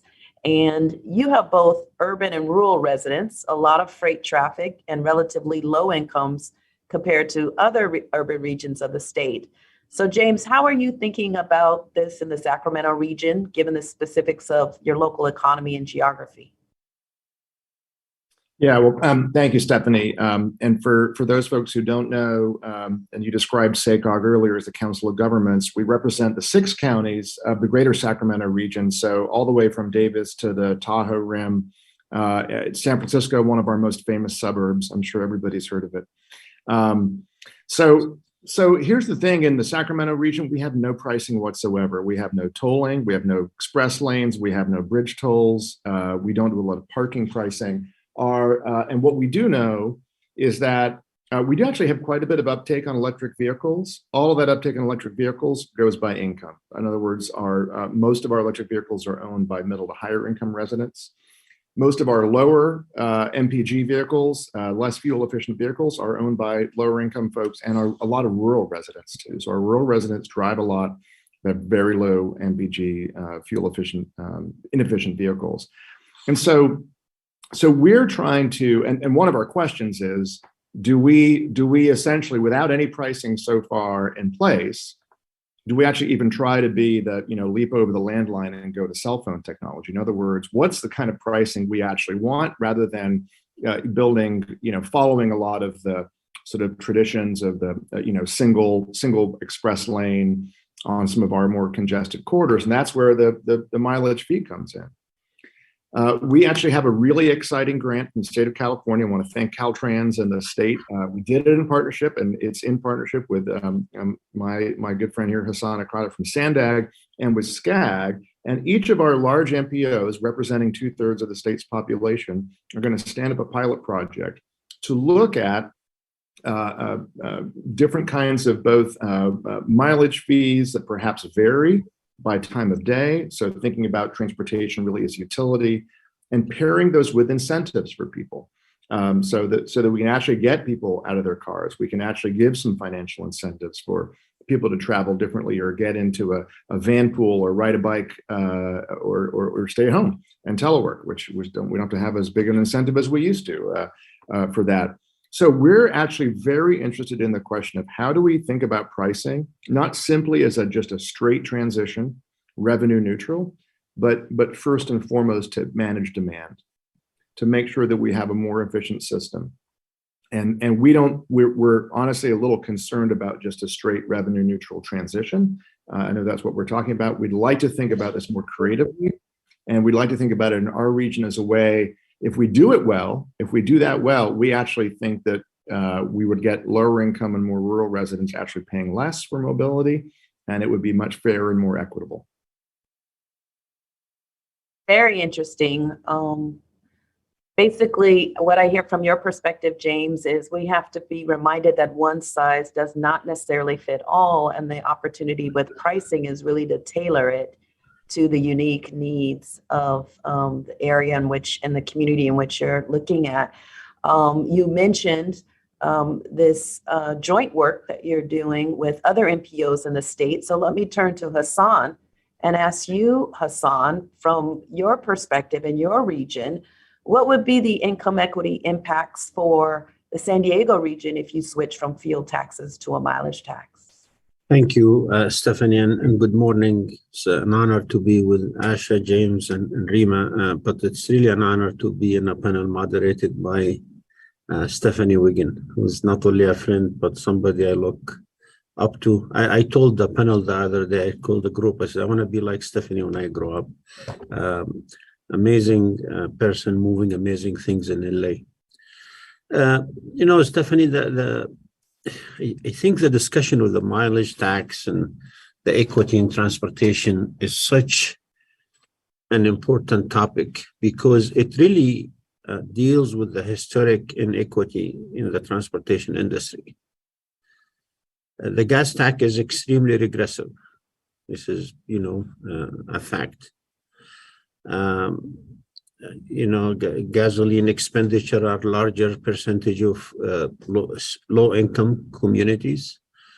Low income, you tend to drive older, more consuming gasoline cars, therefore paying more. So can we design a tax to be such a sliding scale for different income levels by using rebates or other mechanism to say, we're gonna move to a different form of taxation that's more equitable? To start with, the system we have is regressive, not equitable. The system we're trying to talk about, which is a user-based system, and like James said, I don't think we should be under any illusion that we're gonna turn on a new system overnight without doing a lot of work, collecting a lot of data, figuring out the mechanism of how we collect to overcome some of this inequity, even in the mileage tax. But I can tell you, and I will give myself a credit here, when I was in LA, we do a regional plan, and we were actually the first in the country to say we're going to assume a vehicle mile travel tax. And luckily, we had people like Phil and Stephanie who said, okay, well, I think we should look in LA County and see what forms work. Now, at the time, we always were conscious of equities, but we really never took it seriously. And so in the last couple of years with COVID, this really brought the issue at the top. And in San Diego County, I think, while it's no different politically, the discussion from any other place, I think equity playing a major role in deciding whether going to a mileage tax as opposed to gasoline tax is a good thing or a bad thing. Like Asha mentioned, I think there's more receptivity to the concept, even though still we cannot answer the question, how do we guarantee that this new form of taxation is going to be more equitable? Really more equitable, not just by checking the box, but truly deal with not hurting further and not further doing what the industry did for the last 60 or 70 years. So in San Diego, I think we're starting a tough discussion about that transition. Not only the revenue neutral change from gas tax to mileage tax, but we assume additional fee. And that additional fee is really not only for just collecting revenues or dealing with the social equity and social justice, but also for changing behavior. So I would say equity is playing a major role.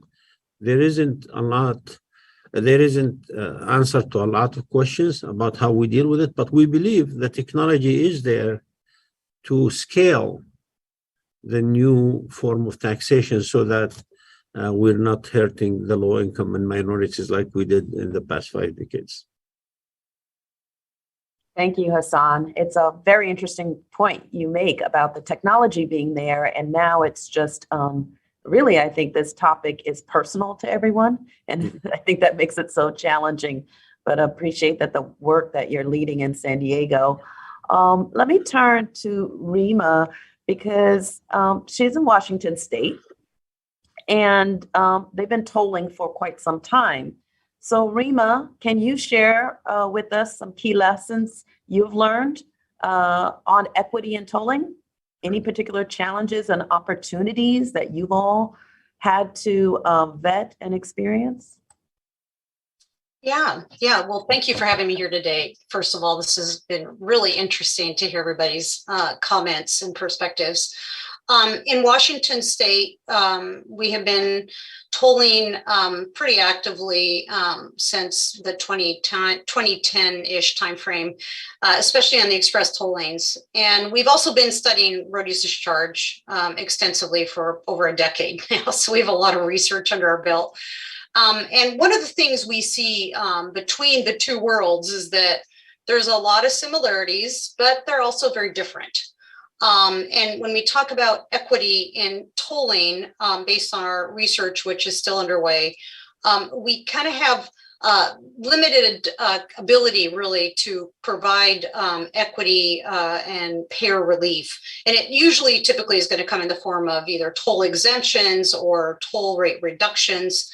And trying to ensure equal access to our price facilities for sure, but even those bridges that are tolled and may have a captured audience where you don't have a choice. But with road usage charging, we see an opportunity to align and coordinate those two worlds, if you will, to some degree. And to Hassan's point, it really is an opportunity to think about how we can expand transportation equity in general and how we pay for our system.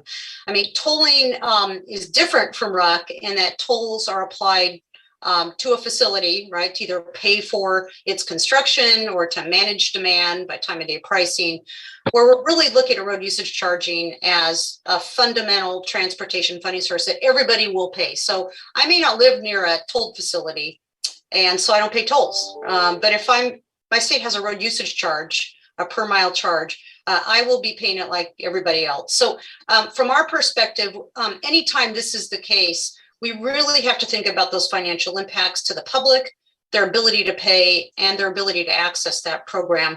And some of the mitigation approaches we've been looking at for road usage charging are, I would say, a bit more three-dimensional than what we will see emerge in the tolling world. And this is largely when we compare it to the gas tax, where we've got this tax at the pump, it's embedded at the rack. The public doesn't really see the tax. It's not on that receipt that comes out of the pump. It's really an invisible tax. And nobody, as lawmakers, they're not going to have a choice to exempt or reduce that tax by user type, for example. But with road charging, where we see greater opportunity to really expand our tax equity, even beyond what we'll be able to do with tolling, is the fact that there are a number of policy levers that lawmakers can consider under a road charge system. Like, for example, offering a discounted road usage charge per mile rate, or capping the total annual charges qualifying individuals would actually pay, offering periodic payments, or even offering refunds for overpayment in gas taxes, assuming that the gas tax will continue to be charged for many years after a road usage charge system slowly transitions and comes into place in many of our states. So we see the opportunity there to really enhance those equity aspects. And from an operational aspect, direct and tolling should also be connected, right, and coordinated for sure, at least on the back end, where customers can have the choice of having a single account to pay for both of those charges.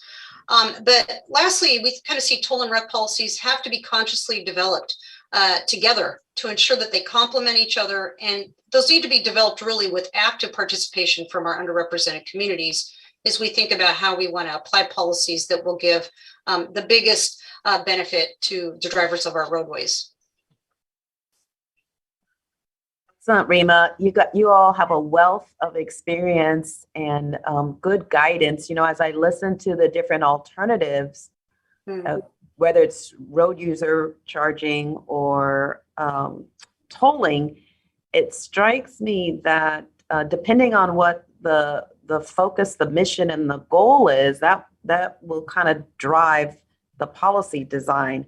So I guess what I'd like to ask the panelists, and maybe I'll start with you first, Hassan, what is the goal of transitioning from a fuel tax to a mileage tax? Thank you, Stephanie. So first of all, I mean, it's a noble goal, but it's actually a necessity. I mean, we rely on the gas tax to maintain the system we have and to pay for a lot of things. And that fund is dwindling and drying up as we drive more efficient cars and we all move to electric cars. So at one point, we must figure out a different way to collect taxes to just do the basic things of maintenance and road. But more importantly, and this is something gaining a lot of debate around the country, and that is revenues aside, I believe pricing is important for the efficiency and performance of the transportation system. Recently, talking to a reporter from Times Magazine, I told the following, that bad pricing kills good planning. I don't care how good of a plan you have, if you don't price the system right, you're not going to get there. Of course, in San Diego, they really would love to fire me for saying these things, but I strongly believe that if you don't price the system right, nothing would work. People wonder, why are people attached to their car and not taking other modes when they are available to them? And pricing comes in. We just did in San Diego last May, started May 1st. We did a free youth pass. All youth in San Diego 18 or under can ride transit free. Our transit ridership almost, or in a matter of months, reached 90% pre-COVID on the mid-coast. Pricing matters. People react to pricing. I remember, Stephanie, in LA in the 1980s, they reduced the fare by half and we doubled the ridership. But more importantly, in LA right now, congestion is getting so bad that it doesn't matter what time of the day you drive, anywhere you drive. And the good news is LA Metro is providing convenient alternatives. And if the pricing comes in, I think these alternatives become very attractive. So the two goals of one, dwindling revenues has to be overcome by doing a new form, but changing behavior, reducing greenhouse gas emission is equally as important to this discussion. And again, while politically unpopular, this is a discussion we must have. And I applaud you, Stephanie, by doing what you're doing in LA County. I know the Deputy Secretary talked about New York and some resistance. We same thing here in San Diego. I can tell you that when my board adopted the plan last December, they put a lot of conditions on me. And I said before, changing behavior, reduce the most cost-effective strategy in our plan to reduce greenhouse gas emission was a user charge. Period. End of discussion. There is no two researchers would disagree on this. So pricing matter. I think the goals, while it is a necessity, but it's also a goal of behavior moving forward, especially for those regions that investing billions of dollars in alternatives, which include many regions in the country. Thank you, Hassan. I think you are the role model for choosing courage over comfort. Let me tell you that as a leader. You talked about changing behavior. So James, let me ask you, when we think about pricing, the default position is that we're charging people to drive. But I understand at SACOG, you all are working on an interesting project that looks at pricing differently, and that is paying people to reduce driving. That Right. changing behavior element. Can you share more about this? Yeah, absolutely, Stephanie. And by the way, I completely agree with Hassan. I think it's a great question. Should always be the first question. What's your goal? And I think the goal, really, first and foremost, should be managing demand, changing behavior. That if we don't have that as a leading question, we're not gonna do pricing very well, and we'll lose a once in a multiple generation opportunity as we transition the next 5 to 10 years. So in our region, and because there is no pricing, as I was mentioning, toll is literally a 4-letter word. We don't want to talk about it. People don't want to hear it. It feels very punitive. It's not something in this election season people want to talk about. But as you just said, the pilot project that we're doing in partnership with Hassan and Southern California SCAG really is going to look at using, the sort of emerging idea of a mobility wallet, right? Something that can actually be, a platform that people could, both perhaps pay under this as a pilot project. We're still trying to stand this up and develop it, right? But pay for mobility, driving, especially higher at peak times, just like a utility does. It's summertime in Sacramento now. We're lucky if it's under 100 degrees, and I turn my AC up between 5 and 8 because it's 3 times the price. I'm not going to do that, right? So how do we actually bring that over to the transportation? But at the same time, how do you give people alternatives? How do you give them options? And how do you incentivize those options? Because people are very price sensitive, right? It's behavioral economics. So our, again, in partnership with our sister agencies, we want to figure out what would it take that on those days where congestion is just at an all-time high, air quality is really bad. We're going to pay you to stay home. We're going to pay you to get on the bus. If the air quality is good, can we incentivize you? Not much, but something, to take active transportation, take active modes, and that goes into your wallet, and you can use that at different times for different kinds of mobility services. So we think this kind of charges but incentives, the both sides of that coin is both the right way to think about this, but it also is a way for people to understand that they really do have options, and those financial pieces work work both to dissuade certain, trips, but also encourage others. Got it. Very important to remember price can be an incentive as well. So very interesting. We're all going to be looking forward to the results of that pilot.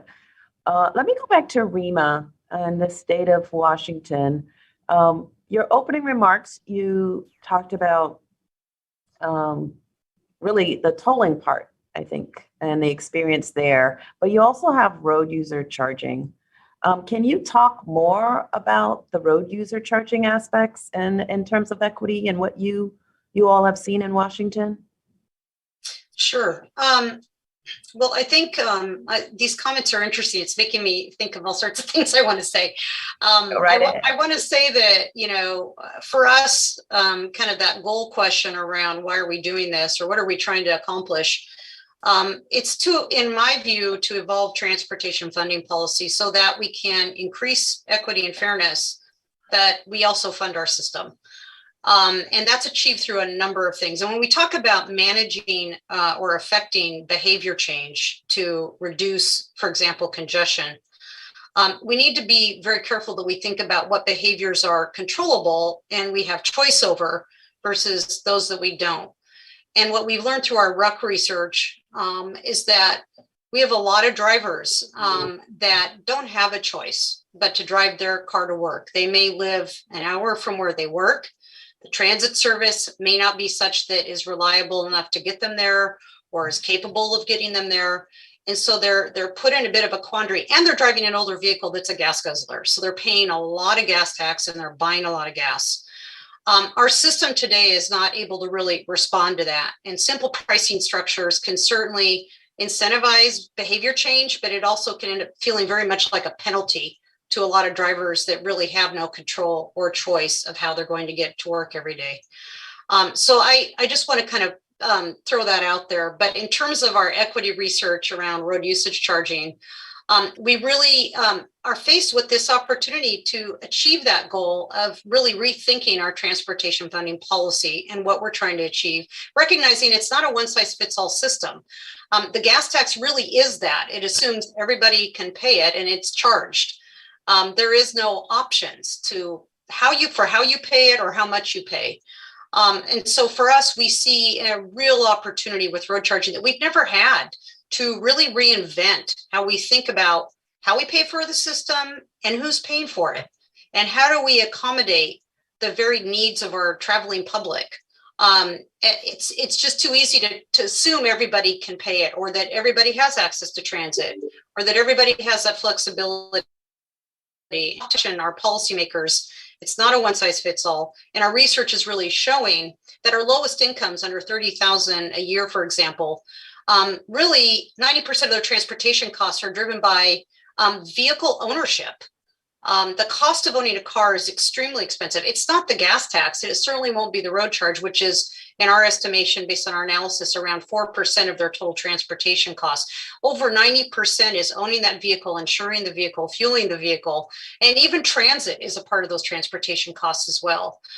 So once we start peeling the onion back and understanding through data and research what taxes are affecting who and how they affect them, we can then evolve our taxation structure and our policies to better accommodate those impacts and be aware of what we're doing, and maybe avoid the use of blunt tools that we have traditionally used in funding our system.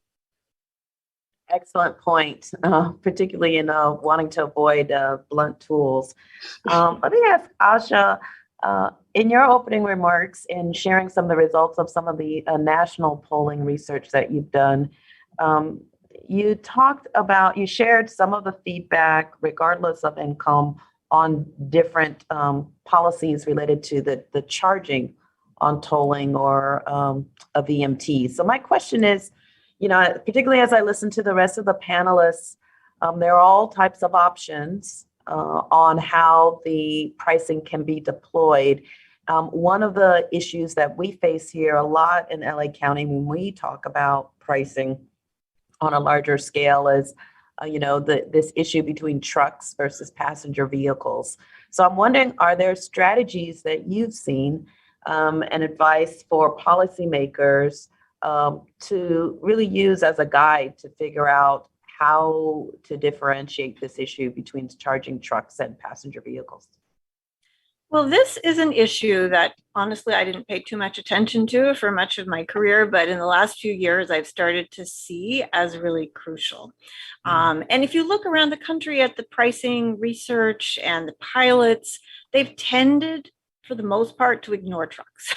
To just look at light duty cars. But our colleagues over in the East Coast have pointed out that trucks are not big cars. That's a common phrase.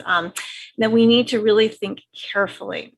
So right now, the majority of trucks use diesel fuel. The majority of light duty or passenger cars use gasoline. And we've had a long system, both at the federal level and at the state level, of thinking about how we should set fuel tax rates so that we have some sort of equity. And this has been done through a system they call highway cost allocation studies.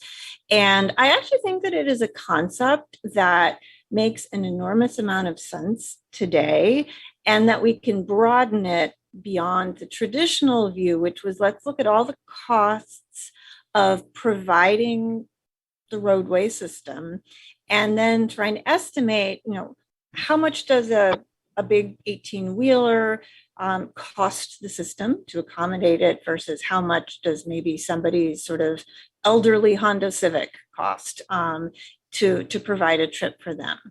And then you try to figure out a way so that the fuel tax rates basically made everybody pay their fair share. And the thing is that this used to look just at sort of the cost of building and operating the system. But we can expand that, I think, today to incorporate environmental costs, the cost to society of emitting air pollution or greenhouse gases. There's been some discussion of maybe we could have local overlays in addition, in that maybe in a highly congested region, people pay more to drive in reflection that it costs more to provide the service in that region where land is expensive and such. So I think that, and I believe it was Deputy Secretary Trottenberg who pointed out that, the trucking industry has a very long sort of interest in these issues because this is their job, like this, much more than most of us.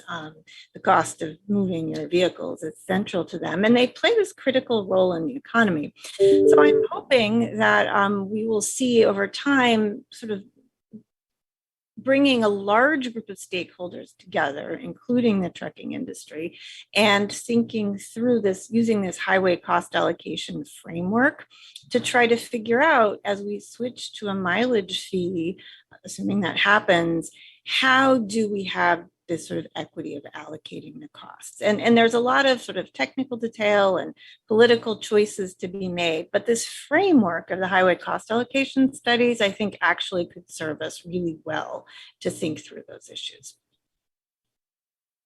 Excellent point. This trucking issue is a vexing one for sure. Rima, have you guys looked at this in Washington State? I'm just curious. Well, we have not. The reason we have not looked at heavy trucks over 10,000 pounds is because in our state, we've got a structure of weight fees that our legislature, every time they've raised the gas tax, which they've done 3 times since 2005, they raised those weight fees to the tune of about 15%. So while it's kind of a crude proxy, it's a way for kind of charging for that associated weight impact. But we also recognize the fact that our highways are engineered and built to carry the weight of the 20, 30,000 plus pound vehicles. So when we think about correlation of cost and impact to those pavement structures and those roadways and bridges, honestly, it's a de minimis impact because of the fact that we are engineering to carry them. So vehicles under 10,000 pounds, this also comes up a lot in our RUC outreach on road usage charging, is that maybe we do charge a per mile rate by the weight of passenger vehicles, even given the swing you can see in different vehicles on a weight level. But at the end of the day, because we're engineering our highways to carry the heavy rigs, those impacts are really not one that's worth creating a more complicated rate structure over, given that they really don't have any impact. So trucks are definitely on the horizon for us, and we're looking forward to learning more from the East Coast research on it. It definitely is kind of the sleeping giant in terms of funding, because those dollars from the diesel tax also fund our highways. So a small incremental increase in fuel efficiency for those big rigs will have a much bigger ripple effect on our funding streams than a more significant increase in MPG in our passenger vehicle fleet. Great, thank you, Rima. Well, we've reached the point in our program where there's time for only one last question. And guess what? Given this conversation, I'm going to go rogue. I'm going to take my prerogative and I want to ask this question to each of the panelists. My one question, if you could respond in 60 seconds or less, given the discussion, and we're fortunate, thank MTI for this great session. Again, we heard from the Congressman, the DepSec, all of you and your expertise. What's one thing you would want to change if you had the ability to change to make pricing more of a reality? What's your one piece of advice, one thing you would like to change? Let me go to, Hassan, you're on my screen. I'll go to you. Thank you, Stephanie. Changing, it's going to be an uphill battle, no question about it. It's going to take a lot of education and a lot of data to answer a lot of questions that we cannot answer today. But the one thing I would change is actually, I would hope for a national policy to be done by an independent entity to talk about the facts, not the perception. That would make it much easier for regions like mine or Sacramento or even Washington to deal with this, or LA. And I would definitely, it's unfortunate, but the reason I said uphill battles, the politics is not there. I mean, the most liberal of people get persuaded that it is not the time to do it. And we've been saying it's not the time to do it for the last 30 years. I would love to have an independent think tank can come and says, you need to do it and you need to do it now, and here how you do it. Nice. Are you listening, MTI? Okay, James. Thanks, Stephanie. I think you kind of said it best. There's not a one size fits all, and I think by that what I mean is I want to make sure that we really think about just not simply going to a straight per mile tax, that we allow some flexibility. We allow region by region the ability to set based on demand, based on efficiency in the system, because that will then allow us to address equity issues. It will allow us to, I think, reduce greenhouse gas emissions and meet our climate goals. So that's the biggest thing to me is we have one shot, I think, at making a big transition here. And it's coming really soon in transportation time, right? Which is usually glacial. So we can't blow it. Absolutely, absolutely. Rima. Only one thing, huh? Okay. Making it very challenging. I guess I would say, one thing I'd like to see changed is just increased engagement and attention from the public, maybe a little more attention to these issues. That's one of our biggest battles is public education, right? Acceptance is hard with anything. And when we're dealing with short attention spans and social media, the ability to have conversations around these rather complicated topics is tough. And so increased engagement and really the acceptance and use of data and analysis in kind of informing decision-making. I know politics will always be there, but hoping that can be backed down a little bit and that pragmatic decision-making will prevail with data behind it. Absolutely. And Asha. Well, I agree with everything that my fellow panelists have said. I will maybe add on, well, first of all, I think public education is critical. And as a side note, our survey found that 2% of Americans know that it's more than 20 years since the federal gas tax has been raised. 2%. So there is just this widespread, lack of knowledge, which is not to blame anybody, it's just a fact. But I think also it may be important to focus on helping to educate our elected officials. They deal with numerous issues. For most, this is just like one very small piece, and they often don't, frankly, know a great deal more than the general public. And they seem like a group that's perhaps both particularly important to target with education, but also who will, of course, be particularly influential.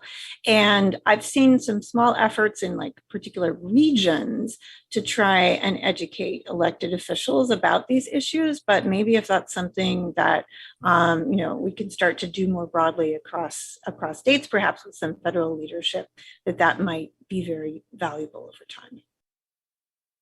Absolutely fantastic takeaways from the panelists from a national policy, a tailored approach, public engagement, and really educating our policymakers. Thank you all to our panelists. Again, Hassan Ekrata, Executive Director with SANDAG, James Corliss, Executive Director of SACOG, Rima Griffith, Executive Director of the Washington State Transportation Commission, and Dr. Asha Weinstein Agrawal, Director of the MTI National Transportation Finance Center. Thanks also to today's keynote speaker, Polly Trottenberg, Deputy Secretary of the U.S. Department of Transportation, and of course, our gratitude to Congressman Peter DeFazio, Chair of the House Transportation and Infrastructure Committee. Thanks as well to Dr. Karen Philbrick, Executive Director of the Mineta Transportation Institute, for her earlier participation. And we also thank all of you and remind you to visit commonwealthclubdot.org if you want, that's commonwealthclub.org, if you would like to become a member and to learn more about the club's upcoming events. Today's program has been sponsored by the Mineta Transportation Institute at San Jose State University. If you'd like to revisit any part of today's conversation, head over to the Commonwealth Club's YouTube channel to find it. I'm Stephanie Wiggins, Chief Executive Officer of the LA County Metropolitan Transportation Authority, and now this meeting of the Commonwealth Club of California is adjourned. Thank you.